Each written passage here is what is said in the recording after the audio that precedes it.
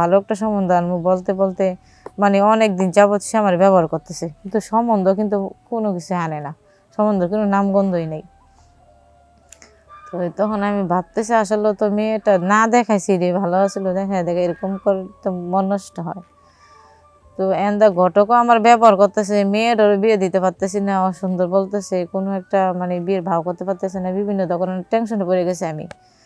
তো তখন ভাবতেছি আসলে তো ঘটক তো এটা তো ভালো না, তো হ্যাঁ তো ভালো উদ্দেশ্য না, ভালো উদ্দেশ্য থাকলে তো এরকম করতো না, হ্যাঁ আমার ব্যবহার করতো না, হ্যাঁ বলতো যে টাকা লাগলে টাকা দিবেন কিছু, আমি ভালো বিয়ে এনে দেবো। এরকম করতে করতে একদিন দেখা গেছে ওই ঘটক আমার মেয়ের দেখার পরে বলতেছে তোমার আমি ভালো জায়গায় বিয়ে দিই, তুমি যদি আমার সাথে মানে আমি যেটা বলি রে শোনো।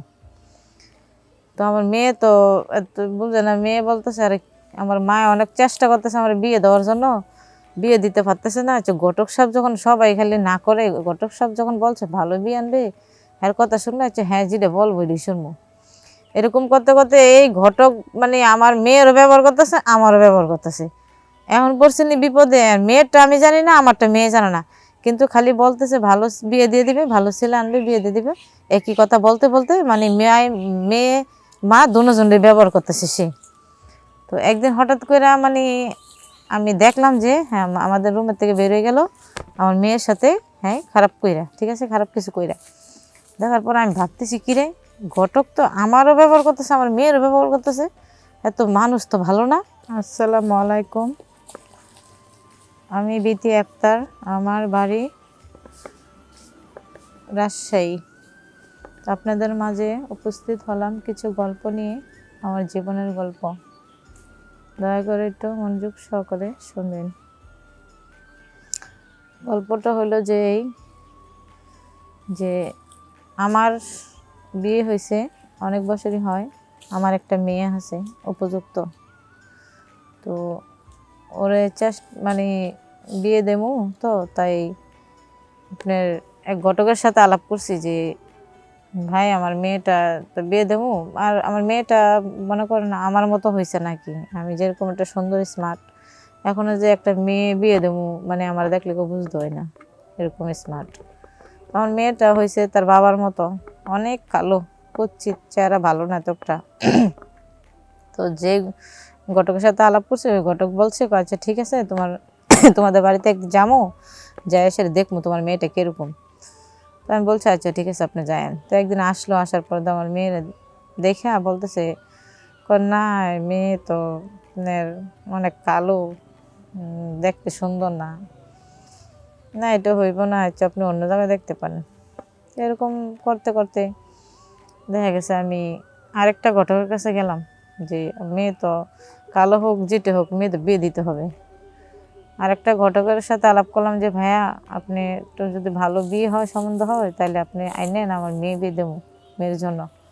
তো ওনারা বলছে আপনার মেয়ের ছবি দেখান, ছবি দেখালাম, দেখানোর পরে বলতেছে আরে বাপরে এত কালো, এমন কুচির চেহারা, ভালো না, এটা তো কি আলাপ দেবো, এসে বকাশকর করতেছে।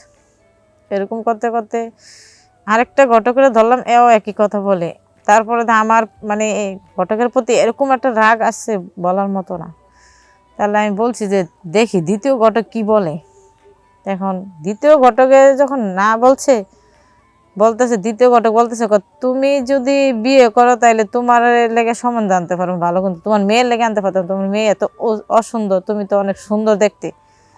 ঘটক কথা বলাতে আমার এরকম রাগ ভাব হয়েছে। তখন ঘটকরে বললাম যে শোনেন, আপনি যদি আমার মেয়ের বিয়ে দিয়ে দেন, বিনিময়ে আপনার আমি খুশি করবো, যে আপনি যেটা চাইবেন এটাই দেব।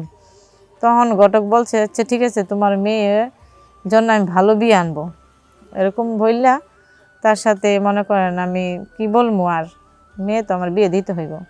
ওই ঘটকের সাথে একটা সম্পর্ক জড়াইলাম, জড়ানোর পরে তো ঘটক যেভাবে বলতেছে আমি এভাবে শুনতেছি, এভাবেই করতেছি, বলতেছে ভালো একটা সম্বন্ধ আনবো, ভালো একটা সম্বন্ধ আনবো বলতে বলতে মানে অনেক দিন যাবৎ সে আমার ব্যবহার করতেছে, কিন্তু সম্বন্ধ কিন্তু কোনো কিছু আনে না, সম্বন্ধ কোনো নামগন্ধই নেই। তো তখন আমি ভাবতেছি আসলে তো মেয়েটা না দেখাইছি রে, ভালো আসলে দেখায় দেখে এরকম করে তো মন নষ্ট হয়। তো এন্দা ঘটকও আমার ব্যবহার করতেছে, মেয়েরও বিয়ে দিতে পারতেছি না, অসুন্দর বলতেছে, কোনো একটা মানে বিয়ের ভাও করতে পারতেছে না, বিভিন্ন ধরনের টেনশনে পড়ে গেছে আমি। তো তখন ভাবতেছি আসলে তো ঘটক তো এটা তো ভালো না, তো হ্যাঁ তো ভালো উদ্দেশ্য না, ভালো উদ্দেশ্য থাকলে তো এরকম করতো না, হ্যাঁ আমার ব্যবহার করতো না, হ্যাঁ বলতো যে টাকা লাগলে টাকা দিবেন কিছু, আমি ভালো বিয়ে এনে দেবো। এরকম করতে করতে একদিন দেখা গেছে ওই ঘটক আমার মেয়ের দেখার পরে বলতেছে, তোমার আমি ভালো জায়গায় বিয়ে দিই, তুমি যদি আমার সাথে মানে আমি যেটা বলি রে শোনো। তো আমার মেয়ে তো এত বুঝে না, মেয়ে বলতেছে আরে আমার মা অনেক চেষ্টা করতেছে আমার বিয়ে দেওয়ার জন্য, বিয়ে দিতে পারতেছে না। ঘটক সাহেব যখন সবাই খালি না করে, ঘটক সাহেব যখন বলছে ভালো বিয়ে আনবে, এর কথা শুনলে হ্যাঁ যেটা বলবো এটি শুনবো। এরকম করতে করতে এই ঘটক মানে আমার মেয়েরও ব্যবহার করতেছে, আমারও ব্যবহার করতেছে। এখন পড়ছিনি বিপদে, আর মেয়েরটা আমি জানি না, আমারটা মেয়ে জানে না, কিন্তু খালি বলতেছে ভালো বিয়ে দিয়ে দিবে, ভালো ছেলে আনবে বিয়ে দিয়ে দিবে, একই কথা বলতে বলতে মানে মেয়ে মা দুজনের ব্যবহার করতেছে সে। তো একদিন হঠাৎ করে মানে আমি দেখলাম যে হ্যাঁ আমাদের রুমের থেকে বের হয়ে গেল আমার মেয়ের সাথে, হ্যাঁ খারাপ কইরা, ঠিক আছে খারাপ কিছু কইরা। দেখার পর আমি ভাবতেছি কিরে, ঘটক তো আমারও ব্যবহার করতেছে, আমার মেয়েরও ব্যবহার করতেছে, এত মানুষ তো ভালো না। বিয়ের নাম দিয়ে দেখলে প্রতিদিনই মানে আমার সাথে এটা ওটা করতেছে, আমার মেয়ের সাথে করতেছে, কিন্তু ভালো বিয়ে আনার কোনো খবরই নেই। হ্যাঁ তখন আমি ভাবতেছি আসলে এই ঘটকেরে আমি বাড়ির মানুষ ঢাক দিয়া, অনেক মানুষ ঢাক দিয়া হ্যাঁ জিজ্ঞেস করবো যে হ্যাঁ কি এই স্বভাবটা কীরকম, নাকি হ্যাঁ কি সত্যি ঘটকগিরি করে, নাকি ঘটকগিরির নামে বদমাশি করে। তখন আমি কিছু মানুষ ডাক দিলাম, মানুষ ডাক দিয়ে বললাম যে আসলে ঘটক যে হ্যাঁ যে ঘটকগিরি করে, হ্যাঁ কি ঘটকগিরি করে নাকি বদমাশি করে, হ্যাঁ জিজ্ঞেস করেন তো। হ্যাঁ আমার মেয়ের বিয়ে ভালো বিয়ে আনবো বললে আসলে মেয়েরও ব্যবহার করতেছে, আমারও ব্যবহার করতেছে, বুঝতেছে না কিছু, আপনারা হ্যাঁ জিজ্ঞেস করেন। তখন পাড়া প্রতিবেশীরা হ্যাঁ ডাকলো, ডাকি আসারা জিজ্ঞেস করলো যে কি এরকম এরকম বলে। হ্যাঁ তাহলে তুমি এরকম কাজটা কেমনে করলা, তো মানুষের কি করে বিশ্বাস করবো বলেন। এই যে না আমরা ধরেন যে আশেপাশের মানুষ যে একটা ঘটক ধরি, বলি যে ভাইয়া আমার জন্য একটা, আমার মেয়ের জন্য একটা বিয়ে আনেন, ওর ছেলের জন্য একটা বিয়ে আনেন। আসলে কিন্তু মূলত অবস্থা সব ঘটক কিন্তু এক না, অনেক ঘটকেরা অনেক ভালো, অনেক ঘটকেরা আছে মানে লুচ্চা বদমাশি করার ধান্দা, মেয়ের বিয়ে দিয়ে দিব বললা মার সাথে আকাম কুকাম করে।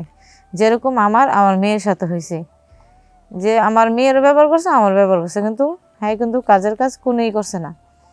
তো এটাই বলতেছি যে আসলে ঘটকদেরকেও বিশ্বাস করা ঠিক না, কোনো ঘটকেরে বিশ্বাস করা না। যে সঠিক ঘটক সে বলবো যে এই টাকা লাগলে কিছু টাকা দিও, কিন্তু এরকম উল্টাপাল্টা অফার দিব না, বিয়ে আনবো ভালো বিয়ে আনবো। কিন্তু